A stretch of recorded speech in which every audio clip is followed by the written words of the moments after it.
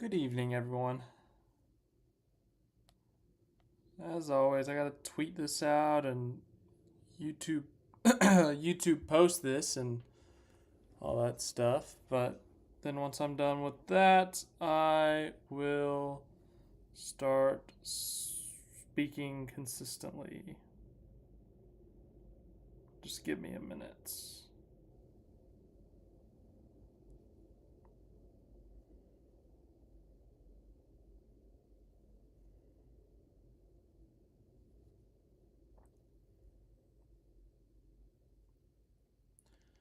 Almost ready. Getting that ready. And hello, David. Hello, Sean. Just now seeing those comments. I gotta figure out a way to do this. I've got Fantastic Priest. Oh, Fantastic Priest. Have you recovered from your ultra confident pick from last week with Cody Ware? And Cody Ware fell short, unfortunately, but it was a heck of an effort, my friend. Share. That's what I want to do. Okay, create post. And we are live. Almost done. I'm doing this on the computer today. Let's see how that works. Okay. I think we're good. Okay. Also, I saw there was a comment last week about the lighting. There was like glare from up here. I did my best to reduce it. I took my normal video light and I put it over here. Not really a good place to put it the way my desk is set up. So this half of my face is kind of dark, but it does take out some of the glare, which is nice. So let's go back here to the comments, see what that's all about, and that's better. Okay, perfect. In between the lanes, what's up? Rob La Popel. Anyways, let's look at the finishing results here. Okay, you got that. The wheels fell off in the third stage, I think. I'm assuming you're talking about Cody Ware. My Xfinity Cup predictions were correct. Good job in between the lanes, getting your Monday picks right. I've still yet to get one this year. Except for, no, I got Kyle Busch and Austin Hill at Atlanta for the trucks and Xfinity. I've yet to get a Cup pick right. That's what I should say here. Ooh, no, don't. Okay, that's working. Okay, I thought that wasn't working for a second. But as I said, tried my best to reduce the glare and whatnot, and looks a little bit better down here, but I guess you got a better view. Anyways, Joe Gibbs Racing sweeps. Brett Cruz won the ARCA race Friday. Yeah, I didn't watch the ARCA race, sorry. But yes, I did see they won. The 18 won Friday, the 19 won Saturday, and then the 20 won Sunday. JGR sweep, and they did it in numerical order. Parity in these top few teams versus the rest. Yeah, early in this next gen car, we saw a lot of parity. We saw, let me think, right at the beginning of that next gen era, we saw Penske, Hendrick. Who won that first? SHR won Phoenix. Hendrick won again at Vegas. Let me think. I'm trying to think back on the 2022 schedule.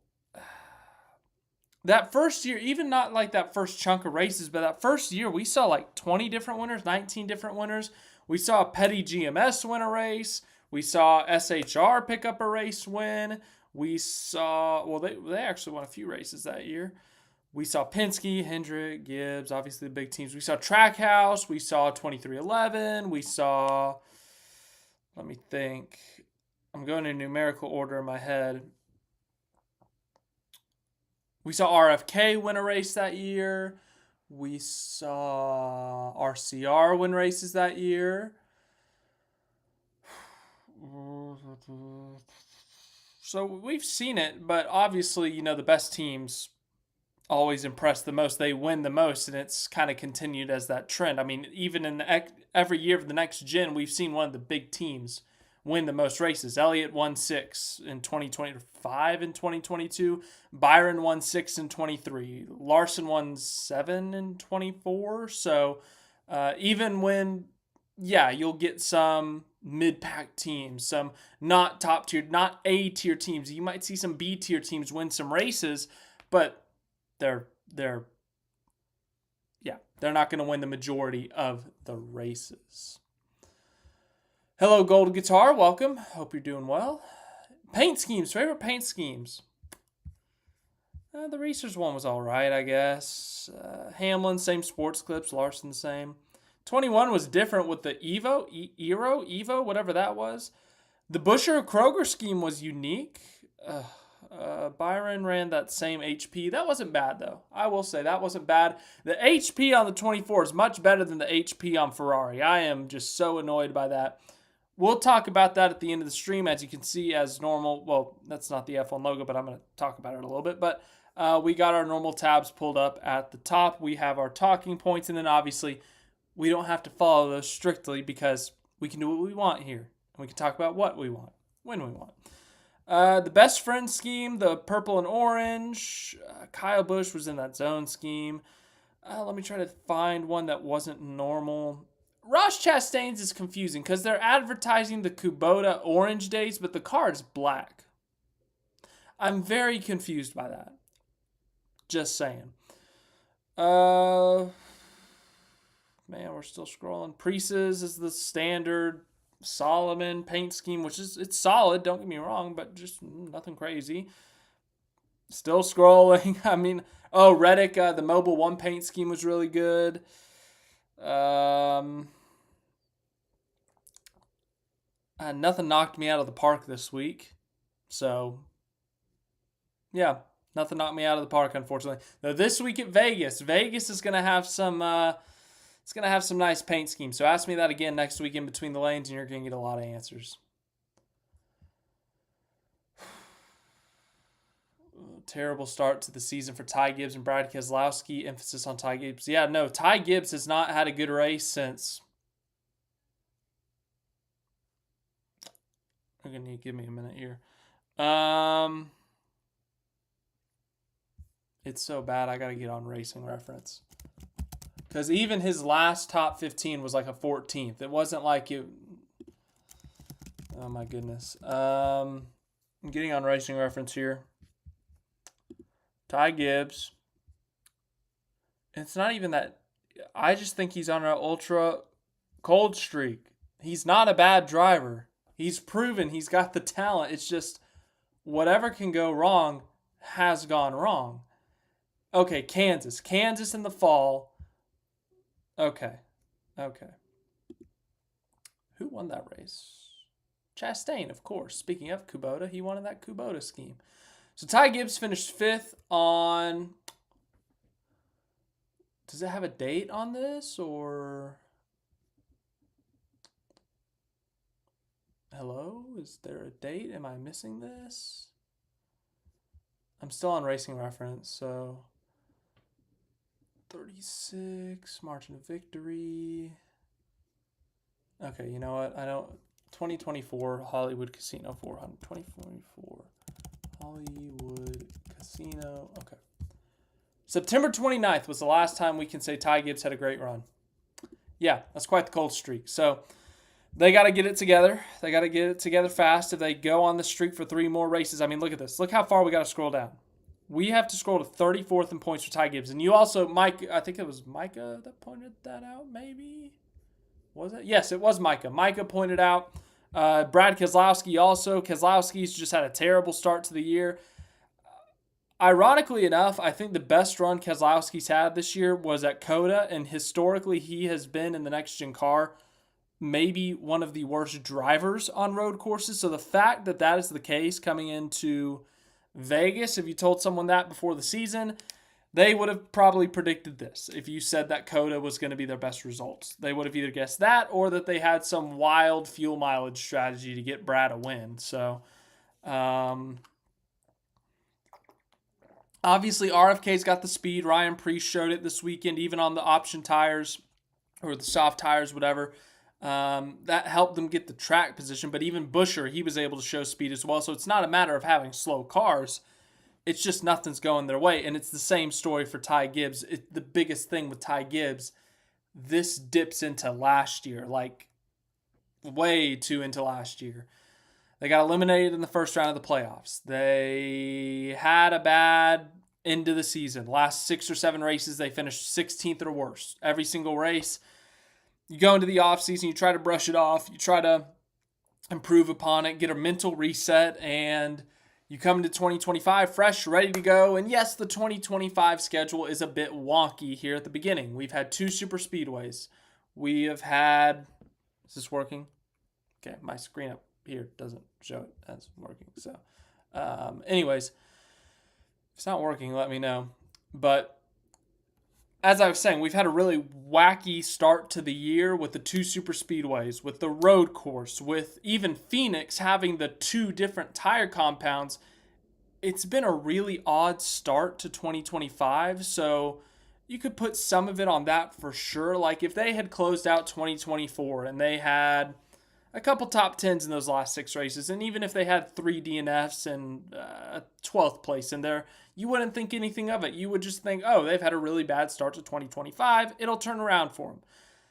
But the problem, as I said, is that they had a really bad end to 2024. It's carried over into 2025, no matter how weird the start of the schedule is. And as a result, there's a microscope on them. Everyone's looking at the 54 team. When are they going to have speed again? When are they going to be good? I mean, in stage 1, I got the SVG on board. SVG's first cup start at Phoenix, he's battling Ty Gibbs for 32nd. Like, that is not what they had in mind heading into 2025. No matter how bad the super speedways and road course went, they did not have in mind showing up to Phoenix, a track that they won at last year with Christopher Bell. Dominated this race last spring, by the way, with Toyota as a whole. And they show up here battling SVG for the 32nd. That was not on the agenda, I don't think. So they got to turn it around, but thankfully they do go to Vegas, a track that has been very good to Toyota, specifically Gibbs as well. He got a top 5 here last spring. I think he even led some laps, so it's a good track for him. It's a great place to turn it around for Ty Gibbs this weekend at Vegas. But ultimately, as of right now, you're looking at the point standings. Why do you think Phoenix lost its night race in 2011? Oh boy. I don't know, Gold Guitar. 2011, that was like when I was fresh at the beginning of this thing. I couldn't tell you. I haven't thought about a Phoenix night race in I don't know how long. I mean, the last one I remember is when Dale Jr. got his last win, and it was a rain-shortened race, so rain impacted it. But they do have lights there.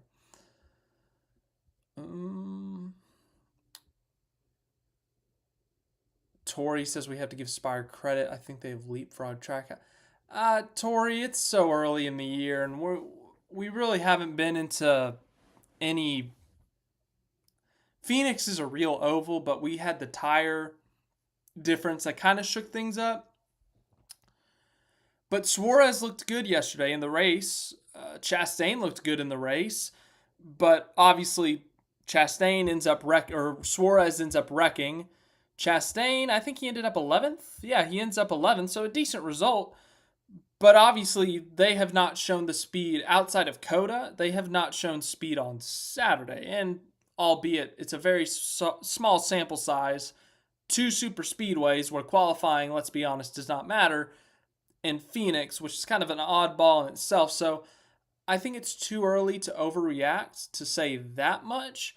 But if we come back in 3 weeks after Vegas, Homestead, and Martinsville, and Spire has blown them away, then okay, we might be able to say that, but I think that's jumping the gun. But Spire had a fantastic qualifying effort this weekend. All 3 cars in the top 10, I believe. Obviously, it went very wrong because we got to come very far down to get to them. McDowell had tire problems.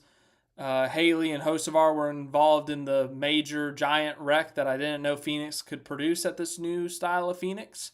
So yeah, in terms of the race, they did not do too well there, but they had the raw speed, which is very important. So, what's the old saying? First you lose big, and then you have to learn how to lose small before you can win, and then you start to win a little bit bigger each time, whatever that saying is. Didn't think I would watch much Xfinity this year, but I've watched them all. Yeah, no, Xfinity's always puts on a good show. obviously the ending was controversial. I guess we can pop over to that real quick. Yeah, look at this, 0.045. Really close finish, really exciting finish. I don't think you can deny that it was an exciting finish, but obviously the internet, at least, was up in arms about how that race ended. Aric Almirola, part-time driver, pushes up the track and he hits Bowman into the wall so that he can win. He didn't obliterate Bowman. He didn't wreck him. I guess technically that's wrecking, but he didn't spin him out. He didn't hook him. He didn't, thinking of other ways that it could have been worse, he didn't shuffle him back to 20th. I mean, Bowman's still right here, so on one hand, it could have been a lot dirtier, guys. Like, a lot of people are freaking out, and it could have been a lot dirtier. But at the same time, he had no regard for Alex Bowman. He just sent it in there. Bowman appeared to make it look like he thought he was going to get raced clean. And, yeah, Bowman did not get raced clean there, technically. So, and it didn't help Almirola's case that the exact same scenario played out the day later, and it was finished clean, no contact made. So, a lot of people mad at Aric Almirola, a lot of people mad about that finish. I'm not all up in arms. I understand the perspective of people being mad, but I'm not, like, enraged like the internet seems to be. So, okay, Les also says, yeah, they've been enjoying Xfinity as well. Very good, very good. How long will Seabell's current win streak last? It could go through. I mean, realistically, he's not going to win 6 straight. That would be some history, right? Right? I think that would have to be some sort of record. But you also look at the upcoming tracks, and it couldn't play out any better for Christopher Bell. Vegas, he should already have a win at. He's led so many laps there. He's won stages. He's finished second 3 or 4 times. Homestead, he's already won at. Martinsville, he's already won at. So, I mean, these next 3 tracks are fantastic for him. So, realistically, obviously, it'll end at some point. But these next 3 tracks, at least, or at least the next 2, do not help the case if you're going against Christopher Bell, because he could go. I mean, I got to look it up. Christopher Bell has like all these poles that. Back to Racing Reference, but Christopher Bell, I remember in that first year of the next gen, he won like every pole on every mile and a half, and he still gets them. Like, he has a sick obsession with not only winning, but winning the pole at the mile and a half, whether it's Kansas, whether it's Vegas, Charlotte. I think even Texas, he has a pole. Let me go back to 2022. Okay, so 2022, where did he have poles? Vegas, spring, he had the pole. Talladega, okay, that's not a mile and a half. Kansas, he had the pole that year. Coming down the list, he had the pole. Oh, that was it. He started second at Homestead, 7th at Las Vegas, 4th at Kansas. Okay, I thought he had more poles than that. Okay, maybe it was 2023. So that's 2 mile and a halves, or 3. I think 3. Or maybe it was 2. I don't remember. Fontana, that's not a mile and a half. Nope. Okay, Kansas, there's another Kansas. Vegas again, so that's 5. We're up to 5 poles on mile and a halves in the next gen era. We're not even to 2024. Then we go to 2024. We've got Kansas again. Oh my goodness, he's won like every freaking pole at Kansas. Kansas again. Vegas again. Oh my goodness. He has 8 poles at mile and a halves in the next gen era. I mean, it's crazy what he's done. And we're talking about this, and we're not even to the mile and a half yet. So, someone's got a loud engine out there. Yeah, no, it's crazy. And he might not be done. That's the craziest part. Where was I? Talked about that.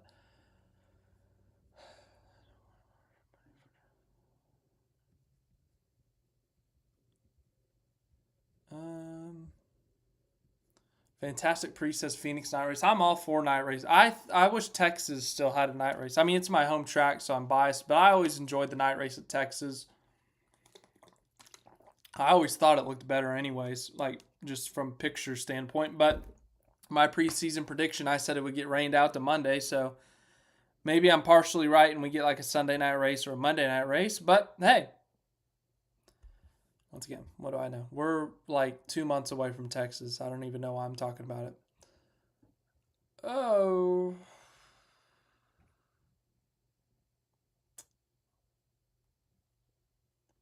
Worried about Gold Guitar's worried about Reddick? I don't know why you would be.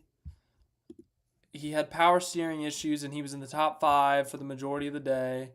We come over here to the standings. He finished third at COTA, I think. He's third in the standings. He's got 2 top 5s already. I think you're worried about the wrong Monster Energy car, Gold Guitar.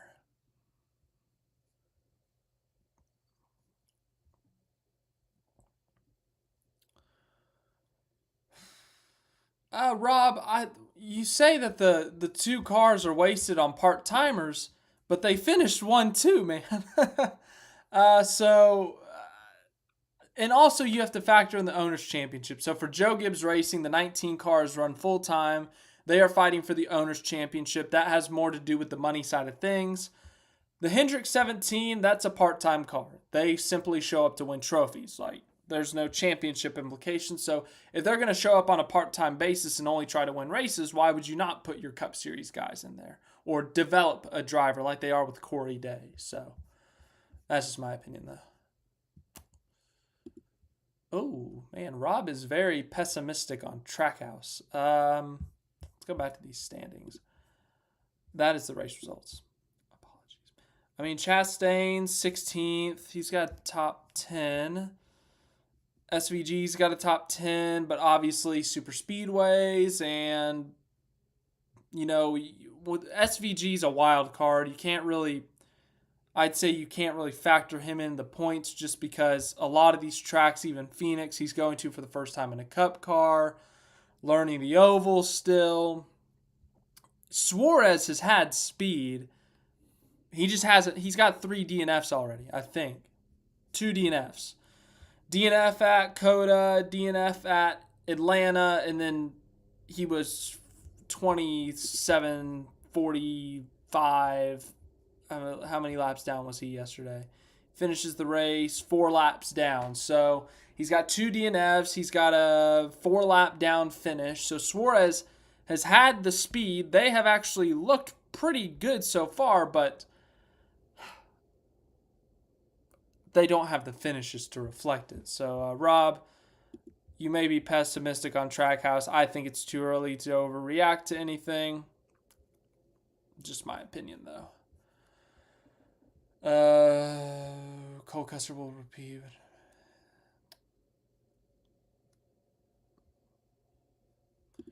Are we making playoff predictions? I made preseason playoff predictions. My preseason playoffs were... Let's see, I think I have a notebook here. Oh my, I have a bunch of notes. I have odds written down. Speaking of odds, we got Las Vegas this weekend. That'll be fun. I can read you off some odds if you want. Okay, it's not this notebook, and frankly, I don't feel like reading a bunch of my old notebooks. So my preseason playoff grid was yes, yes, yes, yes, yes, yes, yes. I don't think I had Kyle Busch, Logano, Buescher, Larson. I don't think I had Bubba. I definitely didn't have these 3. Chastain, Todd Gilliland was my wild card. Briscoe, SVG. That might be it. Is that 16? Oh, I had Brad in there too. And I think I had Ty Gibbs. So I think that's 16. If I didn't count 16, my bad. Sorry. Anyways. Where were we?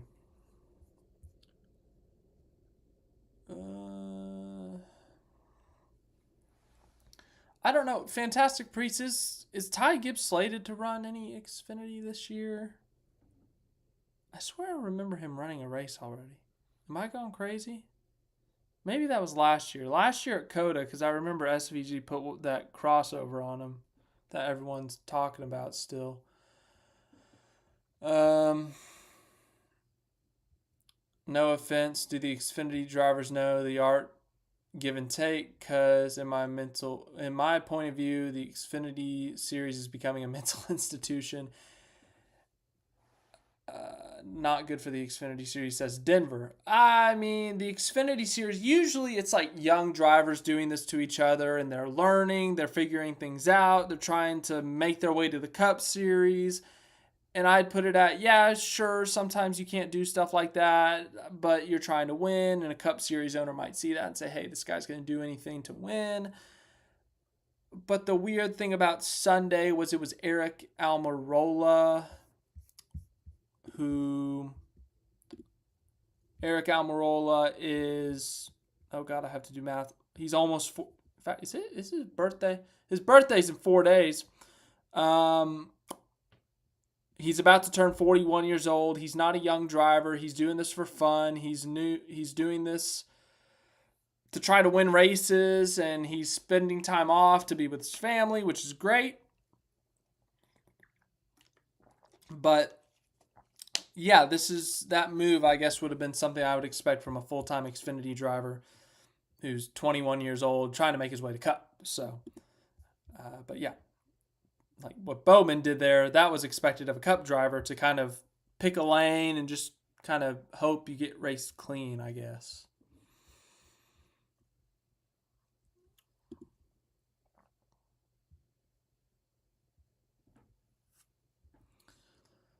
The Chargers just signed Najee Harris. That's so random. I forgot about NFL free agency.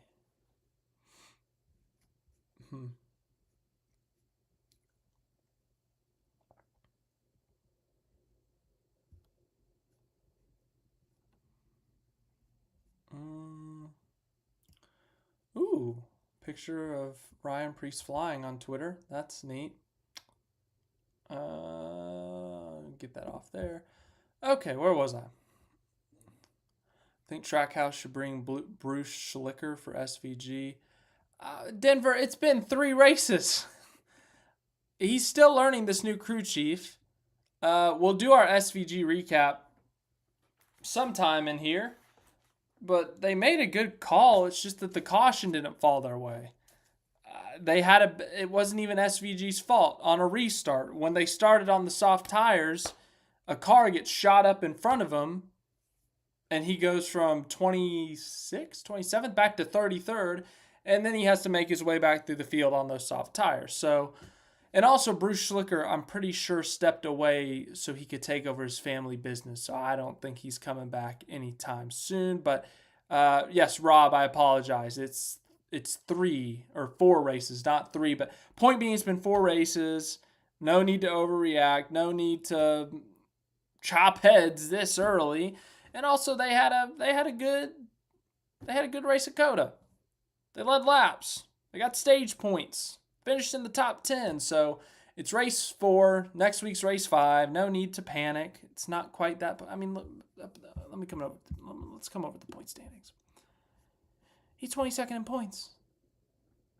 I would say that's about expectation right now. With the new ovals, figuring out the car, figuring out the team, and this is also a new third Trackhouse team. Trackhouse has not had a third full-time team prior to this year. Obviously, they've run the 91 part-time. This year they had the 87 zillage, so whatever number it is, they've had a third part-time car before, but they've never run it at every single track. They've never run it at Phoenix. They've never run it at Atlanta. So it's new for them. They're learning. Truck Series standings. Okay. Yes, the Nash trucks are back this week at Vegas. We'll talk about that later, but anyways, here you go. Here are the Nash truck standings.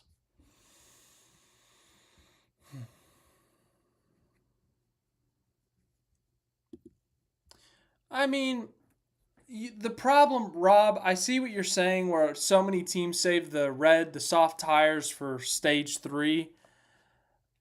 The problem is track position at Phoenix is extremely important because if you don't have the tires, you can't pass. It's extremely, I mean, Denny Hamlin and Logano, Hamlin was so much better than Logano on this one run, and they were on equal tires.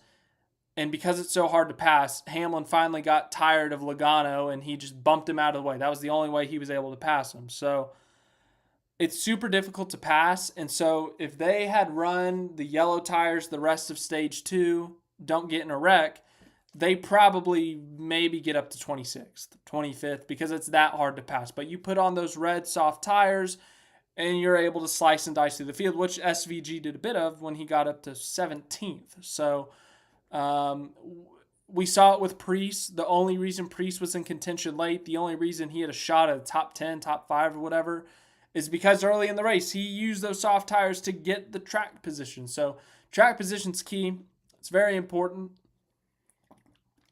If you sit in the back running 26th to 33rd all day, it's when you have those tires and you can get the track position now. Yeah, it's a tough call for sure, I guess, but I thought that was fine. I thought that was a good. I mean, they weren't the only car to do that. Every car on that restart at the beginning of stage 2, it was like SVG, Suarez, I think Haley, a couple other red cars, like 5 or 6 of them, and I think Haley was like 12th by the time that caution happened, or 9th, whatever, by the time that happened. So we also saw Austin Cindric restart like 16th on those red tires, and he was in the lead by the caution. So if you wanted track position, you had to use the red tires early.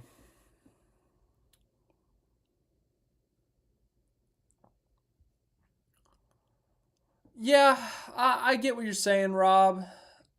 If you wanted to be in contention for the win, you needed both sets at the beginning of stage 3. But once again, it's about track position, where you are at the beginning, and also this is another factor you have to put in.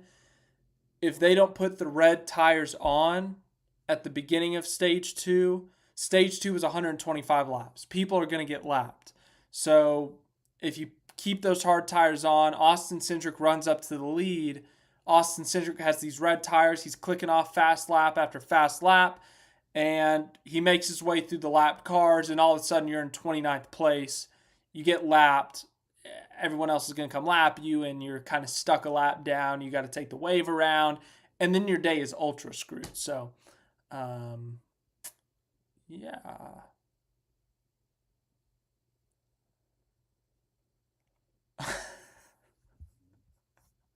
Man, Denver, you're a big Bruce Schlicker fan. I can tell. This is extremely entertaining from my point of view. Let's jump into it. Let's jump into the SVG recap. So obviously this week, this is before the recap. I'm not cutting this. He's going to be running the Red Bull car this week, so that'll be fun. But yeah, so I got to find the minute mark. I'm not making that mistake again. Excuse me. 33 minutes.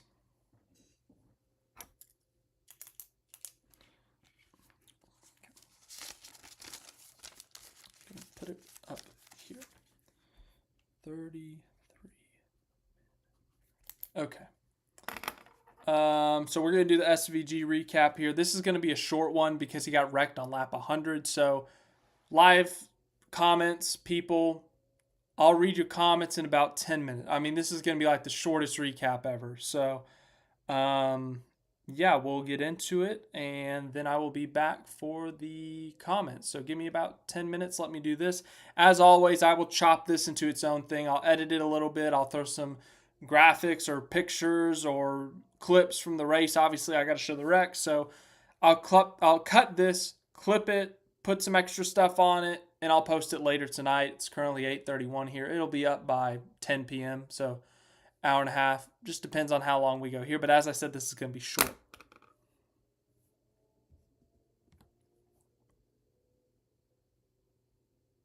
So we're looking here at Shane Van Gisbergen's car for next week. Well, at least part of it at Las Vegas. You may be wondering, this is the Phoenix recap. Why are we talking about Vegas already? Phoenix was a short race for Shane Van Gisbergen. He only ran 100 of the 312 laps. Yes, it was a disappointing result for the number 88 car. Got some notes here, as I always do. I go to the HBO Max. I watch the onboard, the in-car camera with the team radio, which, by the way, shout out to HBO Max. They have now synced up the audio to the actual footage, so it's not like a 10-second differential. So it's very good to see. So that made me happy. Anyway, Shane Van Gisbergen's day at Phoenix. Now, Phoenix is a track he's run at the Xfinity Series level. Ran 2 races last year. Finished 6th in the spring last year, actually. So really good result. But this was his first time here in the Cup Series car. We had a little bit of an oddball this weekend because we had multiple compounds of tire. We had a soft tire and we had a hard tire. The soft tire was red, hard tire was yellow. They had these weird names for it, but frankly, I forgot the names. And I'm just going to say soft and hard because it's easier on me. Anyways, you had those options. You had 2 sets of the soft tires. You had 6 sets of the hard tires. So you had to manage, or you had to strategize when you were going to use those soft tires. So as I said, this is the first normal oval of the year. We had Daytona and Atlanta. Those are super speedways. Those are wonky. Those get flooded with wrecks, as you guys already know. But this is the first normal racetrack where the field can get spread out. We see the normal contenders up front, and yeah, it's a normal oval, to put it lightly. But as I said, we had this added complexity with the different tire options. So this was SVG's first ever Cup start at Phoenix. We already talked about his Xfinity days at Phoenix, but this was his first Cup start. It's a very complicated track. There's no track we go to like this. Both sets of corners have different degrees of banking. I got written down here, turns 1 and 2 have 9 degrees of banking. Turns 3 and 4 have 11. Another interesting kind of thing about Phoenix is it has a dog leg on the front stretch. So you can run the normal racing line up top on the banking, or you can literally chop down all the way near pit road, essentially cut a corner, but it's not technically a turn, so there's no like track limits. But you can cut that turn and you can go on your merry way and try to make a pass. It's a multi-groove track in a sense, but it's extremely difficult to pass here. But the different tire compounds made it possible to pass here this weekend. So SVG had a full practice session, actually. We had 45 minutes because of the different tire compounds. But in terms of qualifying, he qualified 29th. First trip to Phoenix, complex racetrack, P29.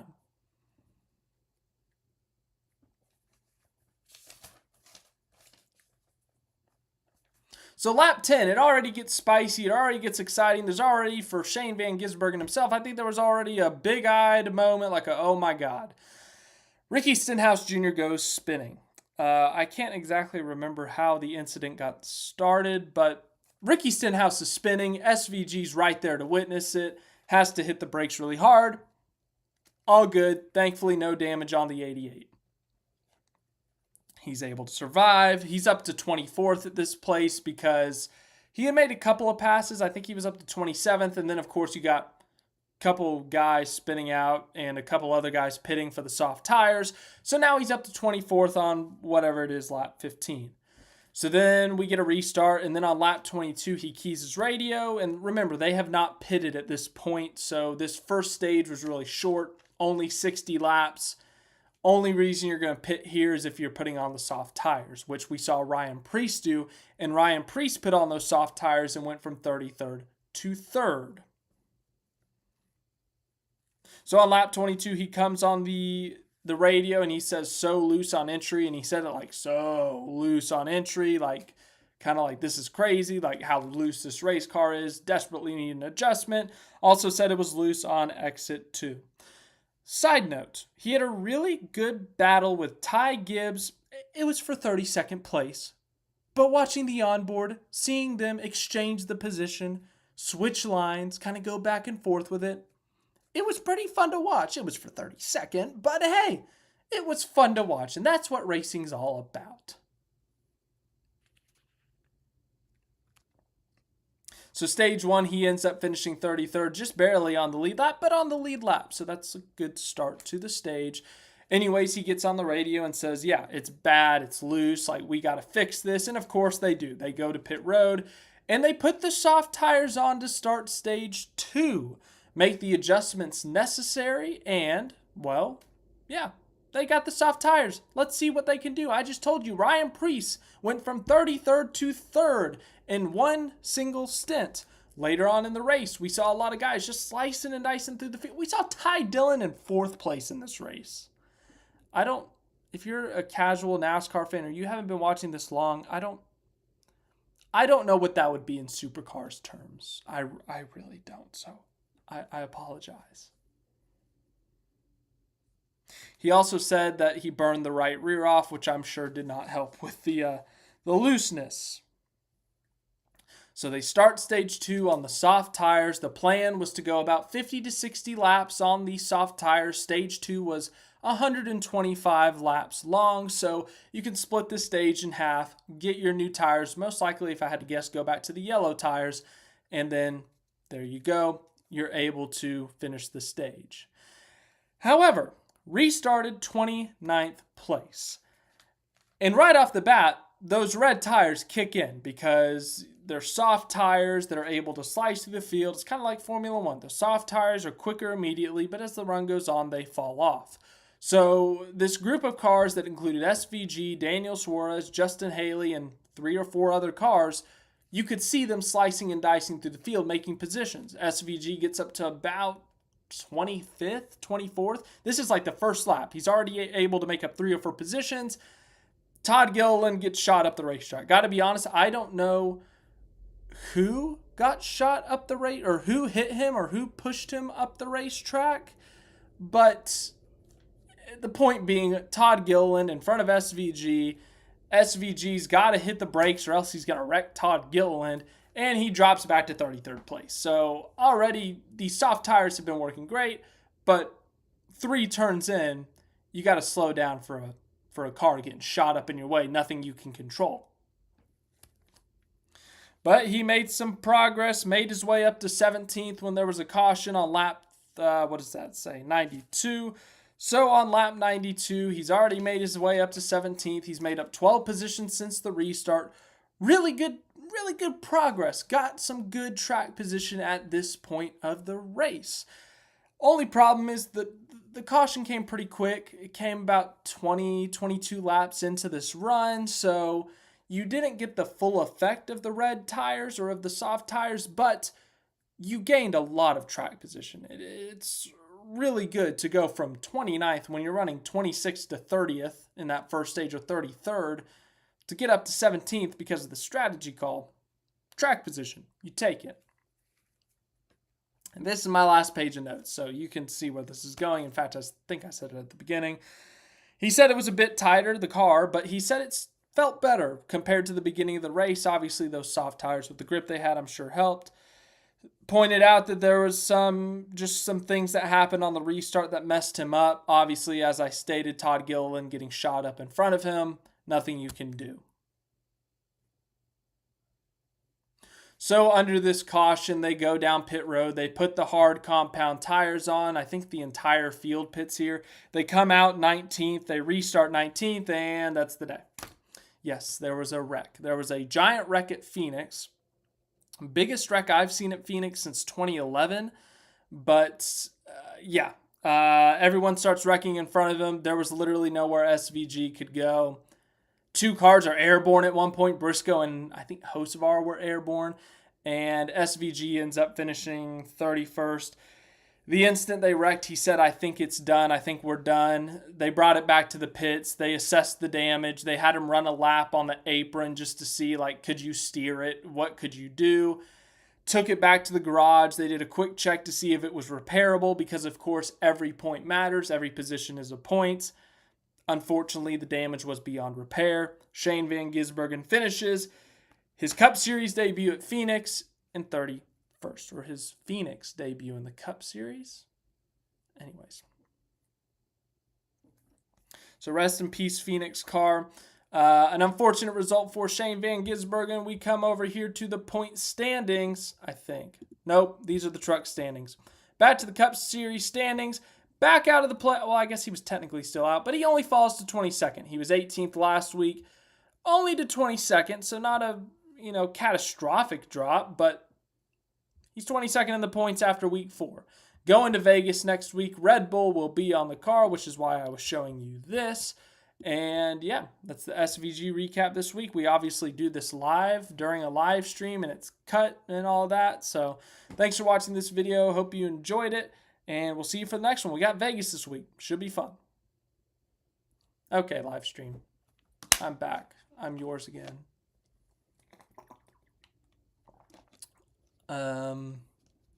Priest mentioned, yep. Nash Chevy, hello.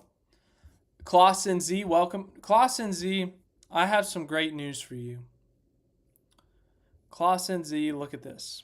I'm assuming this is you, but look at this. You are leading the fantasy standings. In fact, I think you won the race. You did. Congratulations. You won the race. Dan the Jets fan, our defending champion, finished second in the race this week. Good for you, Dan the Jets fan. Hello, Jared. We're going to go back to the league standings here. So Klaus Van Gisbergen is our current leader in the fantasy league. Zerkman 95, second. RT Racing, Dunkin' Donuts, Rumdy Creations, Hell on Wheels 24, Aussie Matt, Crackler, Fantastic Priest, you're in the top 10. Oscar Dave finishes off the top 10. Matt Smith 53, Sportswagon, Dan the Jets fan, our defending champ, still on a little bit of a championship hangover, but made some progress this week as he finished second in this race.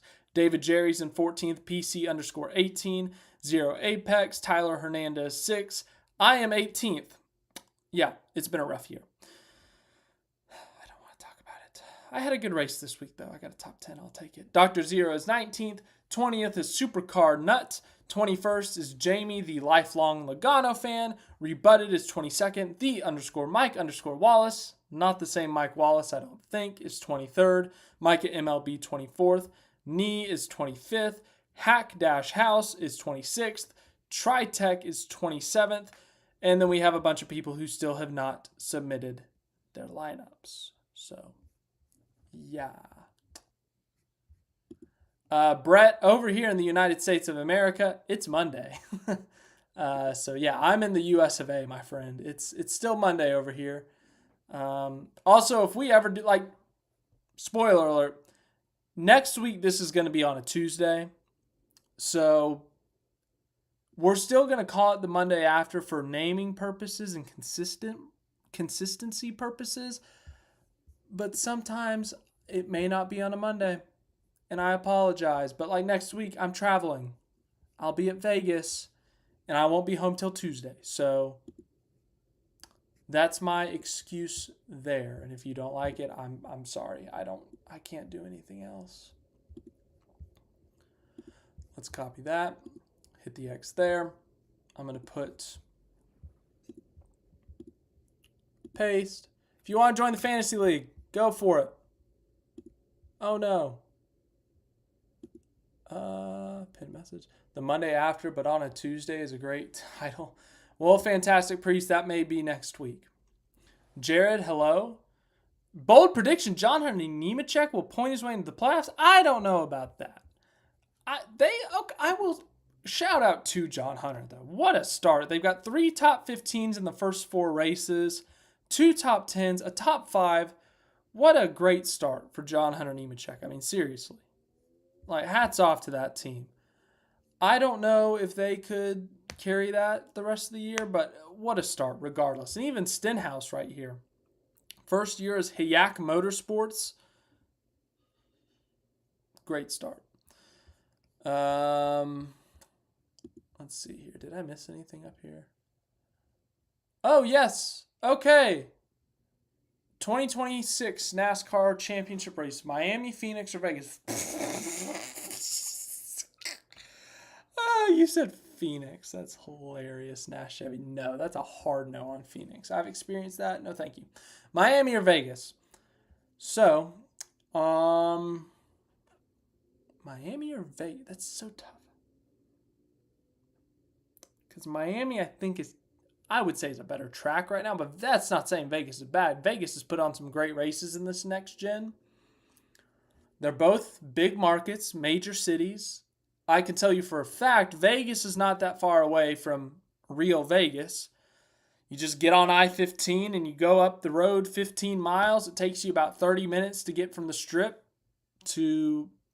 Okay, it used to be 30 minutes, but now they're doing all this construction on I-15, so it may take you like 45, maybe an hour on a bad day. Miami is technically in Homestead, but still, you're probably more than likely going to stay in Miami itself.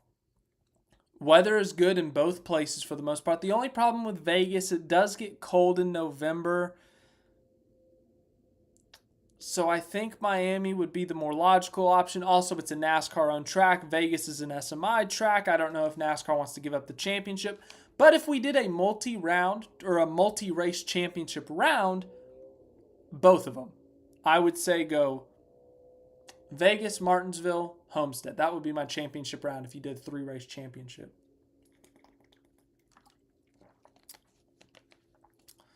Yes, Brett. I actually have Australia. I have 3 Australian time zones saved on my phone and Auckland, New Zealand. Sydney, 12:48 p.m. Auckland, 2:48 p.m. Adelaide, 12:18 p.m. Why is there a half hour? That's so weird. It's a half hour. I thought I had another. Apparently not. I thought I might have had Perth, but apparently not. Apologies to the Western Australia population. I do not have your time zone saved on my phone. I do have Sao Paulo, though, if that makes up for it. It's 10:49 p.m. over there. It's 2:49 a.m. in Germany.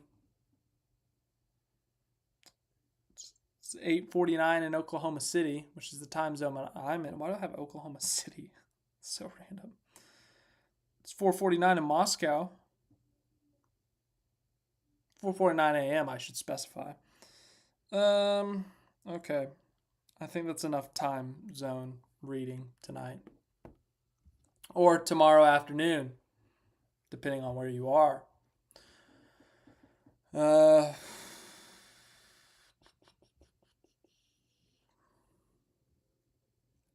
Toyota, Ford, Chevy. Ooh, we're ranking them. Okay, John, before we get to the ranking of the manufacturers, John, I see your comment. In fact, I'm going to pull it up. Someone tweeted. I remember who tweeted it. The Australian time zones are crazy. Like, the account that posted this is called the Sickos Committee, and it makes so much sense. Like, your time zones are extremely sicko, and I mean that in the most respectful way. It was recent. Please be here. Please don't say they deleted it. I will be so disappointed if they deleted it.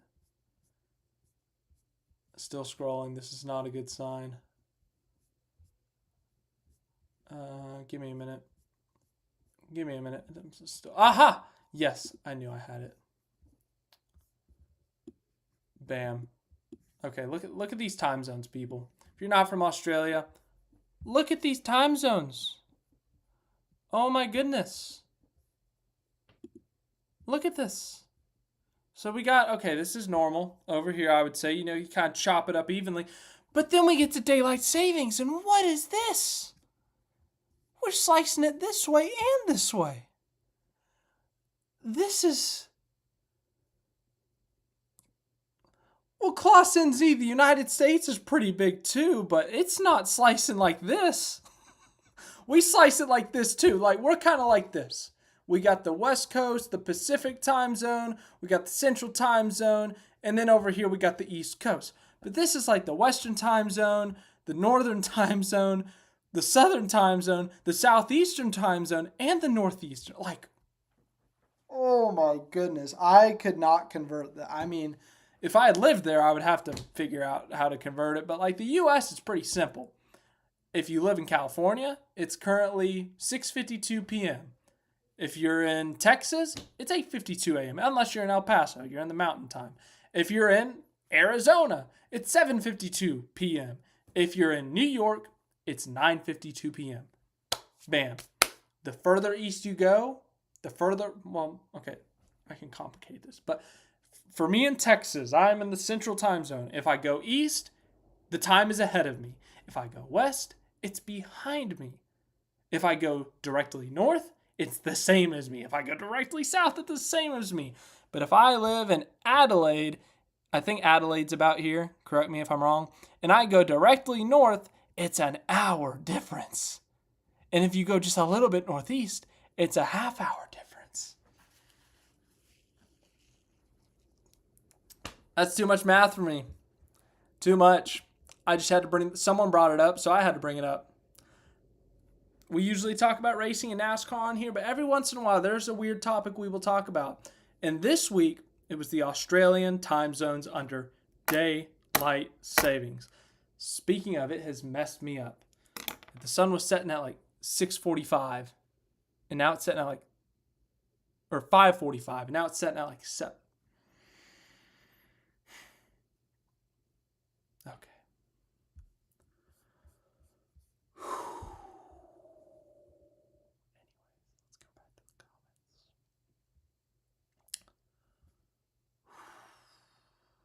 Back to our rankings of the manufacturers. This is an odd one because obviously Toyota has the most wins with Bell, but Logano's led the most laps for Ford. It's too early to rank them technically because we don't know how they're even going to do on intermediate tracks, but I guess you have to go with Toyota right now. Reddick's got multiple top 5s. Bell has 3 wins. Hamlin's got a top 5. Bubba's got a top 10. I thought he had top 5. John Hunter Nemechek has a top 5. Oh my goodness. Briscoe has a top 5. Riley Herbst's 17th place streak ended, much to my demise. Jimmy Johnson has a top 5. Goodness me. Okay. I'm still recovering from the Australian time zones. Oh my goodness. Okay. Okay. I gotta recover here. Yeah. Okay.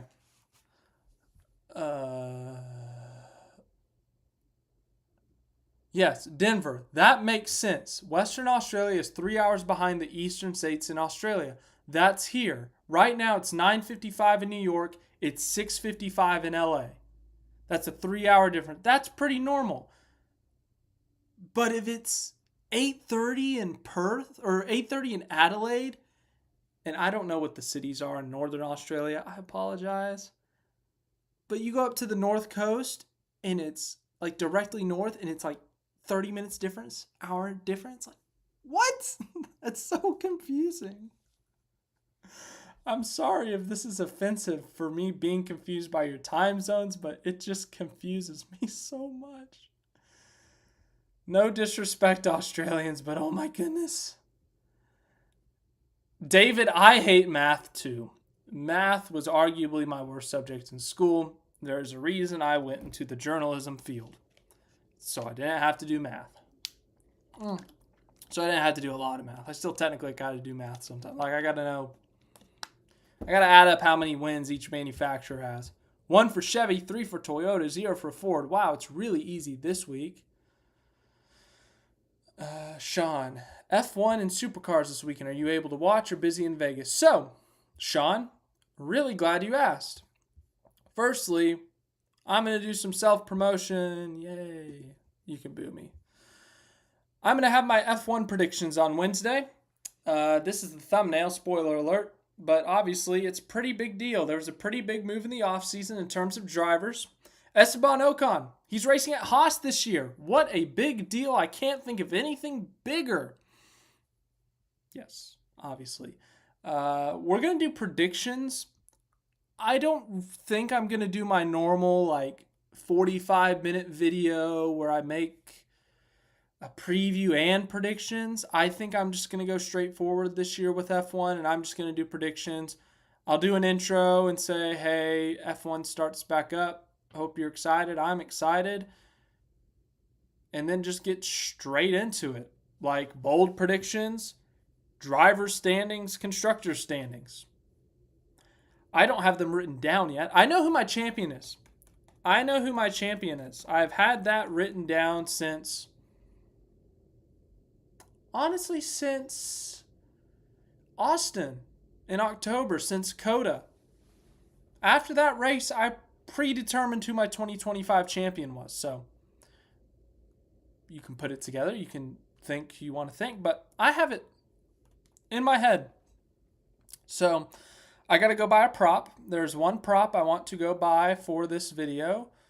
It's nothing expensive. It's nothing fancy. If you watch the video, you'll get to see it. As I said, this is self-promotion here. So, yes, Wednesday. I don't have a time set yet. If I had to guess, like 1 p.m. U.S. time. So that's like night in Europe, and that's like early morning in Australia. But yeah, I'll do that there. And then as for the plan this weekend, I will be in Vegas. I will be covering the race. So I'll be at the track the majority of Friday, Saturday, Sunday. But thankfully, Saturday ends early. So I think the Xfinity Series race is 1:30 local time. So it'll be over by 4:30 at the latest. And I'll be out of there by 6:30 or 7. But the race in Vegas starts at 9 p.m. So I'm going to do my best to adjust to the West Coast time zone or the Pacific time zone as soon as possible because I want to be able to watch every session. I think I'll be watching FP1 from the plane. But I want to watch every session. It's going to be at a decent time in Vegas. So I plan on watching the race. I actually plan on doing a recap.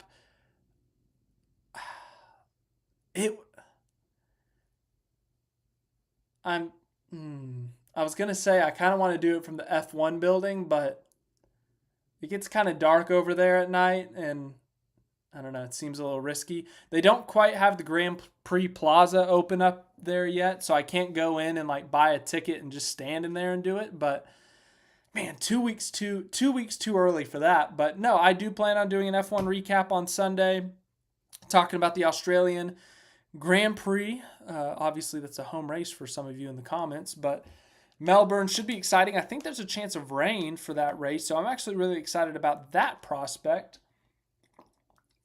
Obviously, rain, the great equalizer.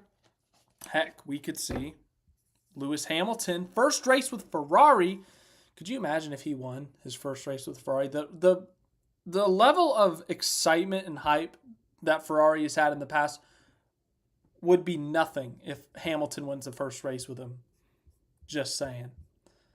Like it will be record breaking. It'll be nothing like you've ever seen. Anyways, yes, that is the plan for F1. Wednesday I got my predictions. I'll watch all the sessions. Technically Saturday night here in the US of A, specifically Las Vegas, it'll still be Saturday night. But early Sunday morning, late Saturday night, Sunday afternoon in Australia, I'll do my my race recap. It may be a little bit abbreviated just because, indeed, it is going to be a late night in Vegas, and I'm at the race for NASCAR, so it may not be a full-blown 15-minute session, but I'll see what I can do. I'm going to pull up the entry list here. Let's see. We got a lot of F1 predictions. Okay, you know what? Let's get into the Monday picks, and let's stick with F1. Who are your... I'm not going to make my prediction here because I'm saving that for Wednesday, but who is your 2025 Formula One World Champion? So, fantastic, Priest. I don't know if you're talking about Australia or the championship, but you said you have Piastri. Denver says they're going to tear it up on Albert Park. So, you can give me your championship pick and give me your Australian Grand Prix pick. Who's going to win the race? Who's going to win the championship? Oh, fantastic. Priest is saying Piastri's going to win. Man, if Piastri wins his home race to start the season, that will be That's a huge storyline. Rain with 6 rookies. Yeah, turn 1 is going to be... Oh, my God. Oh, don't even make me think that. Klaus NZ. Oh, my goodness. If Liam Lawson either wins Melbourne or wins the championship with Max Verstappen as his teammate, if he wins the championship, straight up, like, I'll quit. I don't know what that means, but I don't know what I would do. If he wins a race, like late in the year, if he wins at Coda or something, like he has a really strong year, I'll say, okay, good for him. But if he wins Australia, that would be a mind-blowing result. So I don't see that. I don't see either of those happening, but hey, you never know.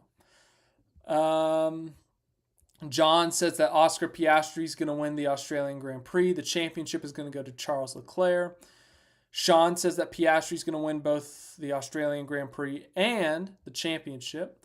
Rob, watching MotoGP this year. I've not watched a lot of MotoGP. You know who's a big MotoGP fan? Bill Burr, the comedian. He's always talking about it, and I really should watch it.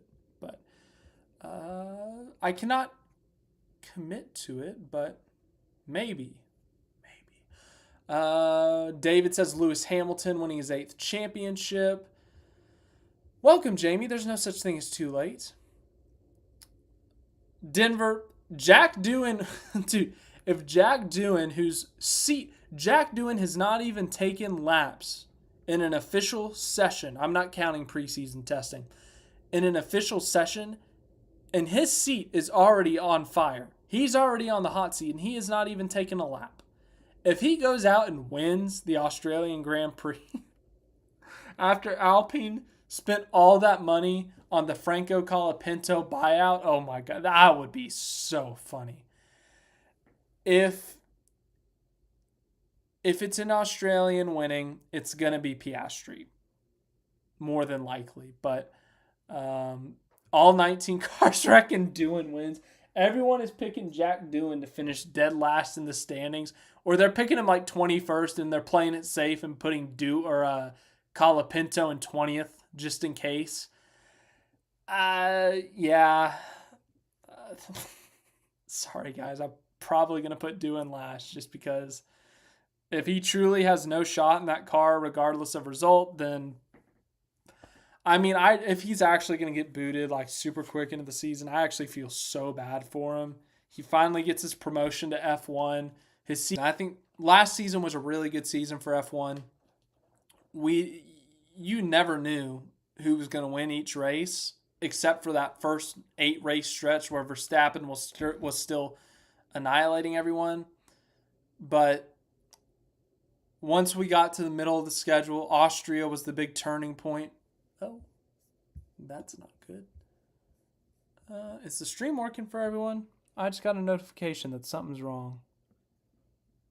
Looks fine down here. Looks fine up there. Looks fine over there. Don't know what it's talking about.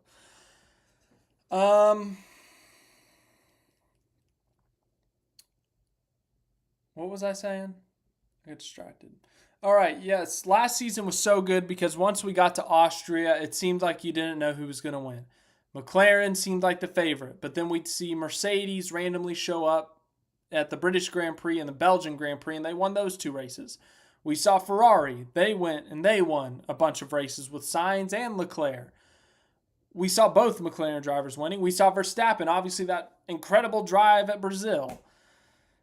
We had some random Alpine podiums. Like, what? So if this season is anything like last season, we're going to have a great season. And if it's like the last half of 2024 as a whole season, we could have a freaking 4-team fight for the constructors. We could have realistically a 4-driver fight for the drivers. I don't want to spoil Wednesday. But anyways, that's enough F1 talk for now. I hope I like talking about F1 though. So season preview or predictions, really. We'll just do predictions. Season predictions will come out on Wednesday. Looking forward to letting you guys know what I think. And I also want to hear what you think. I know we already talked about it here, but feel free when I upload this video talking about your predictions, whether it's Denver picking Jack Doohan, Oscar Piastri, and Liam Lawson to be on the podium, or if you think Lewis Hamilton's going to win his 8th, or if you think we're going to see a new champion. Leclerc, Piastri, Norris, Liam Lawson, like whoever you think it is. I want to hear your thoughts. So we'll talk about Australia this weekend. We have not talked about this tab yet somehow. This is in reference to the reason Almirola got suspended last year. I thought this was hilarious. Anyways, that's all I wanted to say on that. Now to more Monday picks. Here is the entry list for the Truck Series. I'm going to go really slow. Denver's picking Oscar to win the championship. Gold Guitar. Gold Guitar, I try my best not to. Every once in a while, I'll miss some comments, but my bad. Sorry. We had some picks coming in. Let's see. All right. Anyways, everyone look at the truck entry list. Make a pick. I'm going really slow so you can see every single one. Nice and slow. Fantastic Priest is going with Jake Garcia. All right. Gold Guitar is going with Tanner Gray. Jared's also going with Tanner Gray. I'm still going really slow. In between the lanes going with Corey Heim. Okay, I'm going to speed it up a little bit. This is too slow for my liking.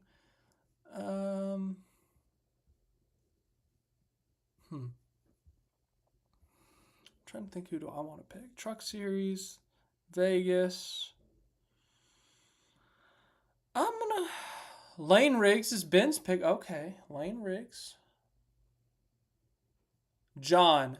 Talladega, Daytona, Atlanta. Those are your super speedways. Those are the only 3.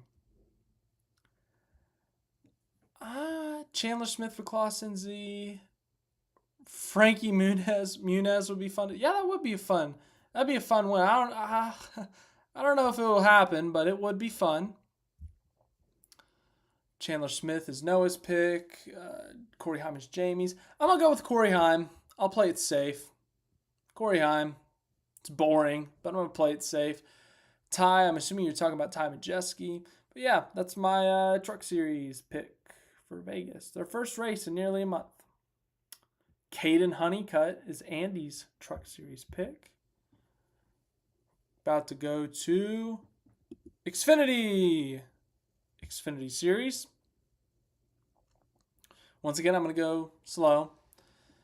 But everyone make your Xfinity Series picks at Las Vegas. The defending winner of this race, there's not one, because John Hunter Nemechek won this race last year, and he's not in it this year. So Joe Gibbs Racing. We'll go with that. Tanner says Williams. I can't pronounce his name. What number?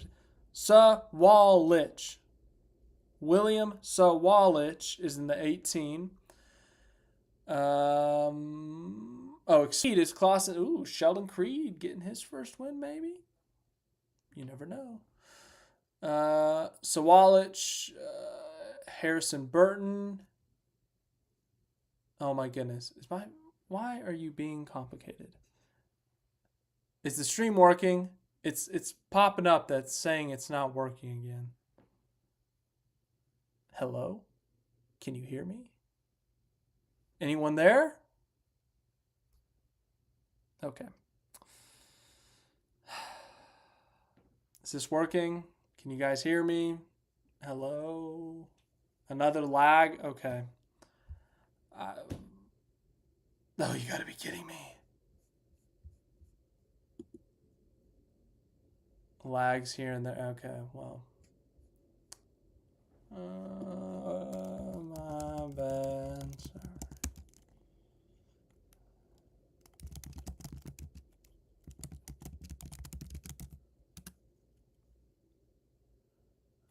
Okay. Xfinity.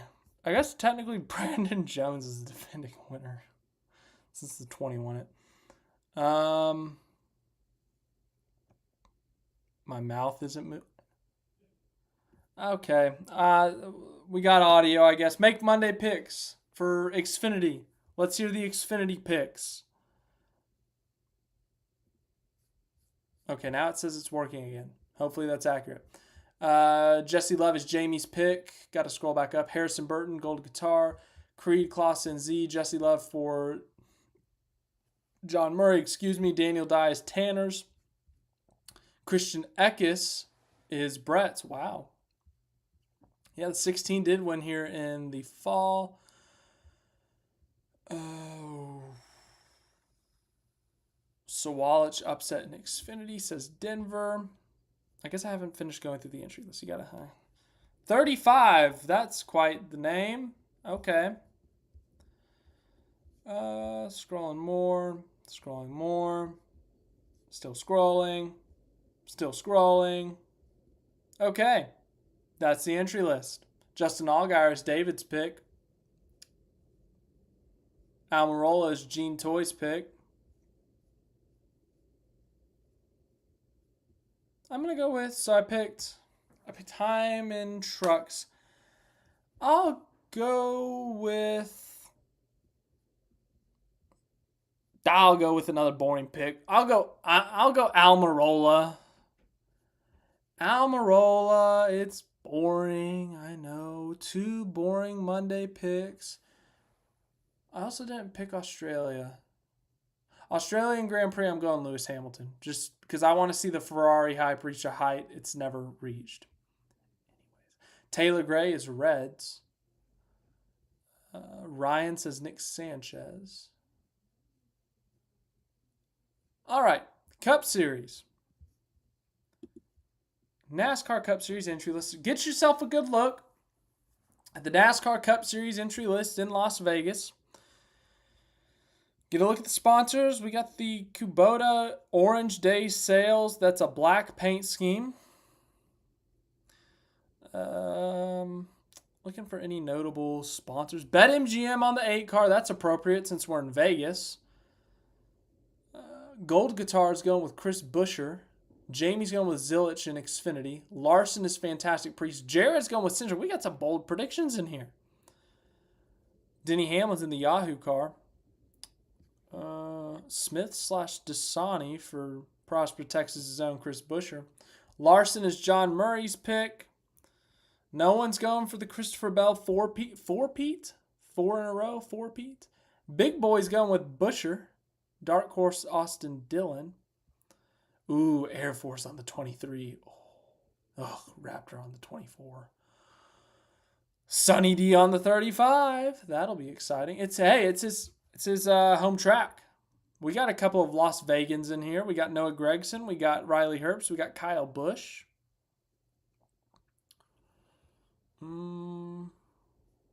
I've learned that Cody Ware isn't a viable option. Is Fantastic Priest. Logano is Jamie's pick. Clausen Z's picking Bubba Wallace. That is a solid pick, my friend. He's run very well at Vegas in the past, but has not quite won there. He's had a couple of top 5s, but no wins. I don't know how to watch F1 for free, Rob. I get it through ESPN, through my TV provider, so apologies. And David's going with the Hendrick top 3. Byron at the top there. And then look who's back this week. Look at that. Red Bull is back for the second time in 3 weeks. Dan's going with Riley Herbst. Man, you guys are going really bold this week. I've seen a Riley Herbst. I've seen an Austin Cindric. I've seen an Austin Dillon. I mean, these are bold. Oh my goodness. Whew. I love how the entry list goes Mexico, New Zealand, and then Michigan. Like the 3 most exotic places on this planet. I say this as someone who's never been to any of those 3, actually. It's awkward, but I just think that's funny. Bell has to let Hamlin win. Why does he have to? I don't think he has to. Noah is picking Noah Gragson. Is this Noah Gregson's burner? If this is Noah Gregson's burner, Noah, you might need to find a new name for your burner. Michael McDowell from... What is happening? This isn't Talladega. This is Las Vegas. We got to... In fact, let's read off some of the odds for some of your Monday picks. Okay, because truly, if you're a believer. In fact, I'm going to use Kyle Busch's app. I'm going to use MGM. See what those odds are. If it would load. Well, the Thunder are losing. That sucks. Anyways, NASCAR. Where are you? NASCAR Cup Series. Cup Championship winner. Specials. Oh, they don't have it on MGM. Caesars, please have it. I don't want to look like a fool here. Auto, NASCAR, Pennzoil 400. Here we go. Okay, so Tanner says Daniel Suarez. Do you want to know what Daniel Suarez's odds are right now to win at Las Vegas? 75-1. Brett says Cody Ware. Fantastic Priest. Let Brett know how that went for you last week. Cody Ware is 1,000-1 to win at Las Vegas. Joey Logano. Okay, Joey Logano. Okay, you're going to make me go all the way back up. Joey Logano, 16-1. Shane Van Gisbergen from Brent. I got to go all the way back down to 250-1. Someone said Austin Dillon. That's 150-1. Carson Hocevar is 75-1. Michael McDowell is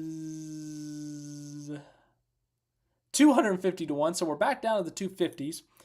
Noah Gregson is 150-1. Ty Dillon says, Andy, Ty Dillon. Oh my goodness.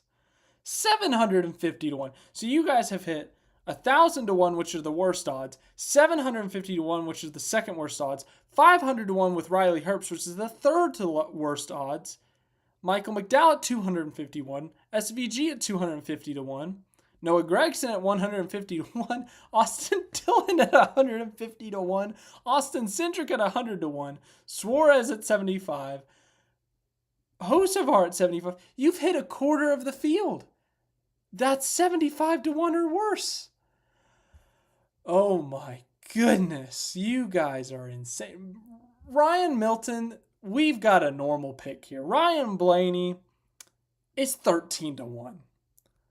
That's a little bit more realistic of you there. Cole Cut. I feel like you guys are pranking me now. You just want me to continue to keep scrolling to the bottom of the odds. Cole Custer, 500-1.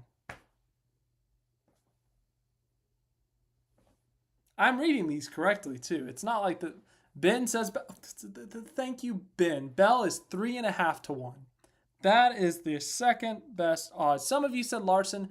That's 3.25-1.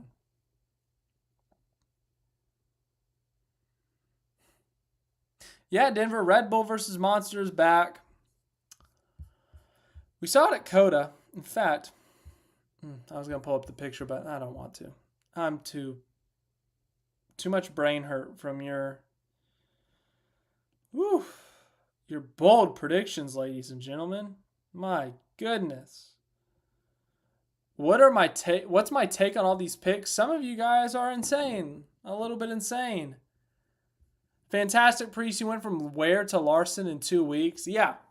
I think it would be funnier, Fantastic Priest, if Larson finished worse this week than what Ware finished last week. So technically, your Ware pick was a little bit closer. Yeah, Jared, I don't know what everyone's thinking here. This is insanity. Guys, I'm in a bold prediction here. I don't think anyone with 75-1 or worse odds is going to win. I don't think Cody Ware at 1,000-1 odds is going to win. Cody Ware. Oh, no. It's glitching. What are Cody Ware's odds to get a top 10? Do they even have... Okay, they don't have those odds. They have driver to win the pole. What are Cody Ware's odds there? 500-1. Okay, a little bit better. Christopher Bell at plus 210. Seems like free money. I don't know. Oh, yeah. Great point in between the lanes. What is happening here? What is this all about? Backstreet Boys?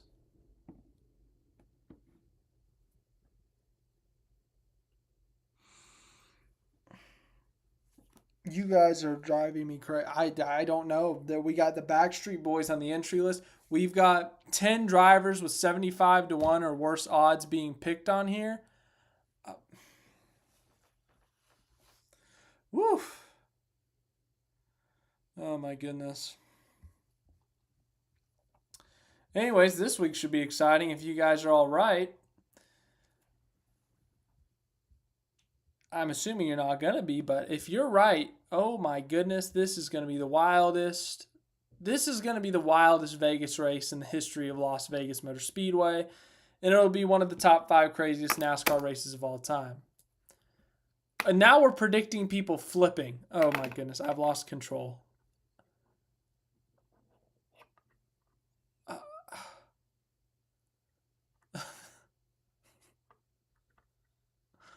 Dude, I don't know. This is one of the most insane Monday afters ever. I got a tweet about this. And that's how crazy this is. I'm going to tweet about it. We had 10 picks of drivers with odds at or worse. 10 picks of drivers with odds at 75 to 1 or worse. Tweet. By the way, Twitter was broken this week, or this weekend, or this morning. I don't know. It was broke at some point. Oh my goodness. Oh my gosh. Now we have multiple people predicting. Now we got people predicting fights. Honestly, I gotta think of how I want to phrase this. I do not condone violence, but if a NASCAR fight is going to happen, I would like to be there. So there's going to be a fight this week. Make sure I am standing next to you so I can get that juicy fight viewership and be involved. I'm not going to get involved in the fight, like fighting people, but anyways. Okay. Whew. Okay. We have L2 penalties being predicted. We have Cody Ware being picked for the second straight week. We have fights being predicted. Now we have a photo finish being predicted by Gold Guitar. I'm going to call it. All right. Thank you guys for showing up here. One of the wildest Monday afters in the history, the 1 year history of this live stream. This might top them all in terms of chaos. We got intentional wrecks being predicted. We got fights being predicted. We got flips being predicted. Photo finish gets predicted. We've got L2 penalties being predicted. 10 drivers with odds 75 to 1 or worse being picked to win. Not even just finish in the top 10, not a top 20, to win. If any of these things happen, that alone is just a mind-blowing race. But no, we have everyone together, posting them all. Okay, sure. Let's bet the house on all of that combined happening. Anyways. All right. That's it for me. I hope you guys enjoy. I'll do the SVG recap. I'll clip that, get that up in the next 30 minutes. It's a short one this week, but thanks for watching. Hope you enjoyed. Thank you guys for your crazy Monday predictions. Wednesday, F1 predictions. I am excited for it. I have some predictions that you may be ready for and that you may not be ready for, so thank you for watching. Hope you enjoyed. And as I said, I'll see you guys in the next one. See you some point in the future. You guys are crazy.